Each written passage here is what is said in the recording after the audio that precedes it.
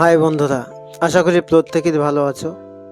ভিডিওটা দেখে অবশ্যই অবাক হচ্ছ যেটা কোথায় অবস্থিত। এত সুন্দর একজন ভোলেনাথ তিনি দাঁড়িয়ে আছেন খুব সুন্দর মনোরম পরিবেশের মধ্যে, দেখে খুবই অবাক লাগছে না?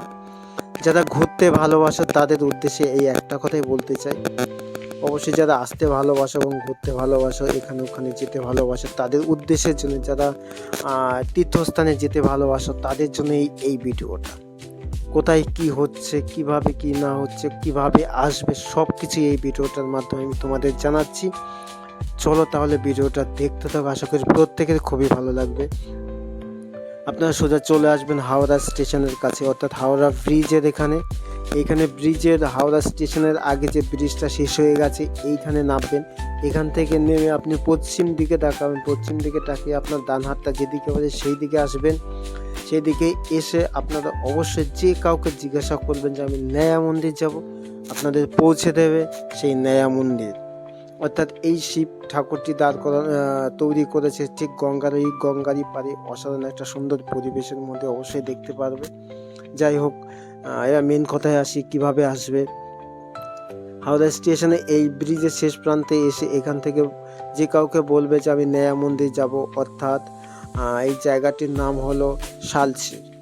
যে কাউকে জিজ্ঞাসা করবে, মাত্র 2 কিলোমিটারের রাস্তা, আপনি পায়ে হেঁটে 20 মিনিটের রাস্তা, এবং অটো বা টোটোতে মাত্র 5 মিনিট সময় লাগে আপনি পৌঁছে যেতে পারেন সেই নয়া মন্দির। এখানে দেখতেই আপনি যদি কখনো বিকেলবেলা আসতে পারেন, বিকেলবেলা দুটো পরিবেশ দেখতে পারবেন। বিকেলের একটা মনোরম পরিবেশ গঙ্গার পাড়ে, আর একটা সন্ধ্যার সময় দেখতে পাবেন ঠাকুরটা, শিবের মূর্তিটা কি সুন্দর লাইটিং দিয়ে তৈরি করেছে, লাইট দেওয়া আছে, দেখতেও খুব সুন্দর লাগবে।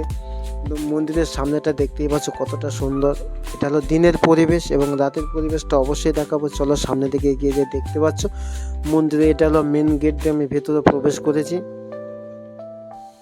দেখতেই পাচ্ছি এখান থেকে মন্দিরটা দেখা যাচ্ছে, সাধারণ ছোট্ট একটা মন্দির, কিন্তু এটাকে জুম করে আমি তোমাদের অবশ্যই দেখাবো। দেখতেই পাচ্ছ প্রচুর মানুষের জমায়েত শুরু হয়ে গেছে। এখন বিকেল 4টে মতো বাজে, 4টের মধ্যে মোটামুটি বৃষ্টি হয়েছে, যার কারণে আমার লোকজনের সংখ্যা খুবই কম। কিন্তু একটু 4টে যখন হয়েছে এবং 5টা 5:30 যখনই বাজবে, হাজার মানুষের জমায়েত হবে, সেটাও তোমাদের তুলে ধরবো। চলো ভেতরটা কেমন সেটা আগে তোমাদের দেখিয়ে নিই। দেখতেই পাচ্ছ মন্দিরটা অসাধারণ লাগছে। এর পেছনেই ভোলেনাথ দাঁড়িয়ে আছেন সেই গঙ্গার পাড়ে, সেটাও তোমাদের দেখাবো। একটা মনোরম পরিবেশের মধ্যে কি সুন্দর একটা মনোরম পরিবেশ। চলো, এটা হলো মন্দিরের বাইরেটা। এর বাইরে দিয়ে এখান থেকে সাইড দিয়ে আপনি যদি গঙ্গার পাড়ে আসেন, এই যে দেখতে পাচ্ছেন সেই ভোলেনাথ দাঁড়িয়ে আছে গঙ্গার পাড়ে। এটা অসাধারণ পরিবেশ। সন্ধ্যা হলে এটা আরো সুন্দর লাগে, যখন এর উপরে লাইট ফলে আপনি মুগ্ধ হয়ে যাবেন।